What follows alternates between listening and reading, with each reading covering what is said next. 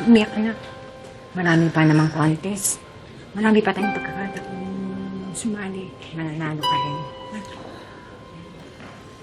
Huwag ka nang malungkot. Gusto ko kasi manalo eh. Bakit kaya nila ako di pinili?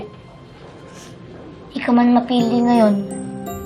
Pero hindi ibig sabihin nun, parati ka lang di mapipili sa mga laban.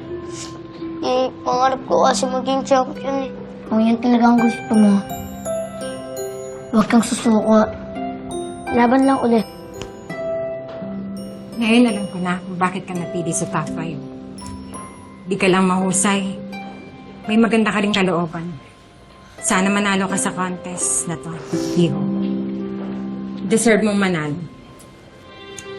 Tara na, anak.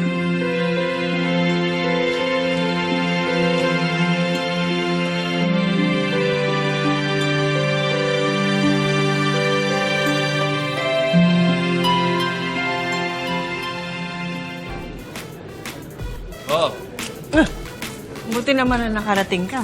Oo, pasensya eh. Ang daming ginawa sa barangay. Tama na. Yung pinaayos ko, nagawa ba? Oo naman, Tita Go. Dito na.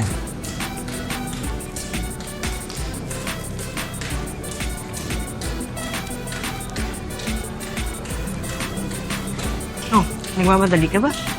Hindi naman. Nakakatuwa ng mga bata. Ang bibigo nila. Kumakuha ka muna.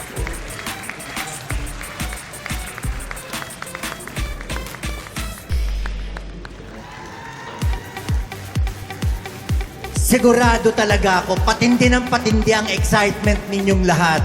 Lalo na at napili na natin ang top 5 finalists. So let me call back our top 5 finalists. Kids, dito na tayo for the question and answer portion.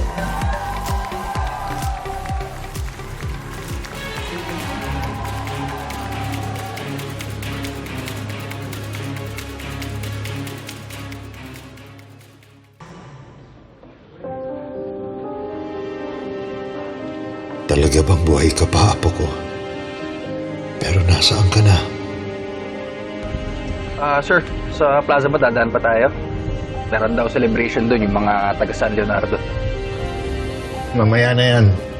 Unahin na muna natin yung medical and dental mission. Mas importante yun.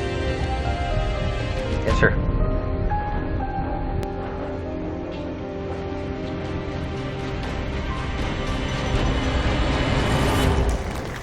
Thank you very much, contestant number 8. Salamat, Liho. And finally, ang ating contestant number 9. Ready ka na ba sa question mo? Ready po, ready. Alright, so here's your question. Makinig kang mabuti, Iho, ha? Sa mura mong edad na yan, bibigyan ka ng pagkakataon na makapaglingkod sa iyong bayan. Ano ang unang-una mong gagawin at bakit? Hihilingin po sana namin mabigyan ng benepisyo si tatay.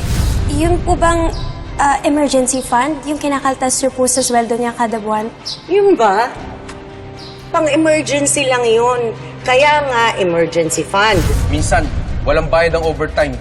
Kapag may nasirang machine, sa amin pa kinakaltas kahit wala naman kaming kasalanan. Huwag ka po susuko. Gagawa po kami ng paraan. Promise, tay. Mukha ka lang bata eh, no? Pero tuso ka. Magkaalaman tayo kung sinong totoong tuso dito. Hindi ko kayo titigilan hanggat hindi to makarating sa mayor's office! Ang una ko pong gagawin, pagsasama-samahin ko po lahat ng tao na nasasakupan ko.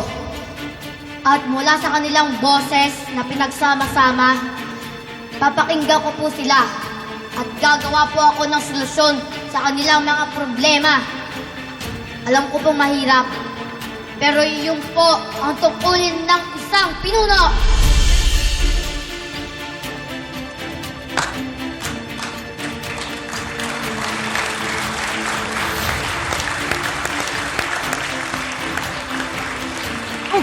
Eh, ginagawa mo dyan? Diba? Magagaling nila sumagot. Parang hindi mga bata. Dago, Parang pamilyar sa akin itong isang to. Sino dyan? Ito ang contestant number 9. Si Rambo. Pamilyar eh. Parang nakita ko na ito somewhere pero hindi ko lang natandaan kung saan. Problema mo.